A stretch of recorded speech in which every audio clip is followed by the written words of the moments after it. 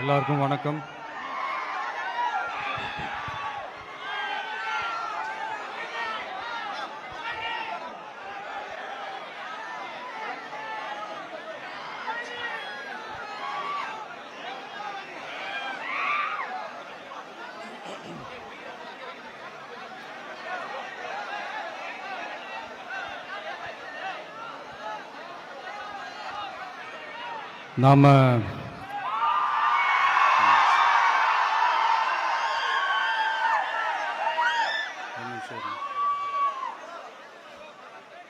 நாம அரசியலுக்கு வந்ததிலிருந்தே நம்மளை பற்றி நிறையா சில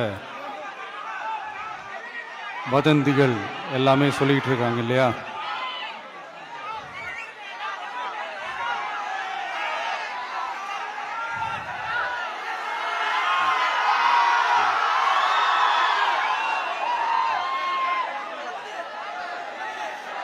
ஒரு சின்ன விஷயம் நான் சொல்லிட்டு போயிடுறேன், கொஞ்சம் சைலண்டாக இருக்கும் ப்ளீஸ். நாம் அரசியலுக்கு வந்ததிலிருந்தே நம்மளை பற்றி நிறையா சில வதந்திகள், அந்த டீம் இந்த டீம் அப்படிலாம் சொல்லிக்கிட்டு இருக்காங்க இல்லையா?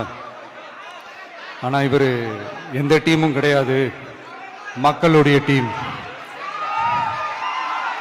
பீப்புள்ஸ் டீம் அப்படின்னு எல்லாருக்கும் தெரிஞ்சதுக்கப்புறம் வேற என்ன அவதூறு பரப்பலாம் இவர் மேலே அப்படின்ட்டு ட்ரை பண்ணி எல்லாமே அவங்களுக்கு ஒர்க் அவுட் ஆகலை.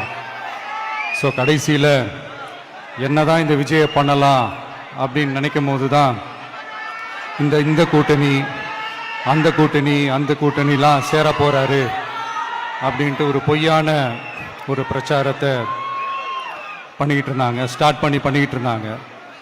இந்த நியூஸ் எல்லாம் கேட்டு நீங்கள் கொஞ்சம் கன்ஃபியூஸ் ஆகிருப்பீங்க. அதனால் இங்கே மறுபடியும் ஓப்பனாக தெளிவாக ஒரு விஷயத்தை நான் சொல்கிறேன். நாங்கள் எப்பவுமே மதச்சார்பற்ற கொள்கைன்றதில், அந்த ஸ்டாண்ட்லேயோ, மதச்சார்பற்ற சமூக நீதின்ற அந்த நிலைப்பாட்டிலையோ எப்பவுமே சமரசம் வச்சிக்கவே மாட்டோம்.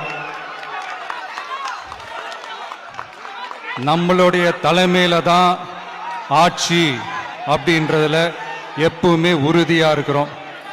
நம்மளுடைய முதல் மாநாட்டில் கூட நான் சொன்ன மாதிரி அரசியலில் யாருக்காகவும் எதுக்காகவும் எந்த விதமான ஒரு சமரசமும் நாங்கள் வச்சுக்க போறதே இல்லை, அந்த பேச்சுவார்த்தையே கிடையாது. சரிங்களா? அதனால யார் என்ன அவதூறு பரப்புனாலும் தயவு செஞ்சு அதை நம்பாதீங்க. எல்லாம் வல்ல இறைவனின் அருளால் நாம நினைச்ச டார்கெட்டை நம்மளால நிச்சயமா அடைய முடியும். இன்னைக்கு என்னுடைய இஸ்லாமிய சகோதர சகோதரிகளுக்கு என்னுடைய ரமலான் நல்வாழ்த்துக்கள். கான்பிடண்டா இருங்க, நல்லதே நடக்கும், வெற்றி நிச்சயம்.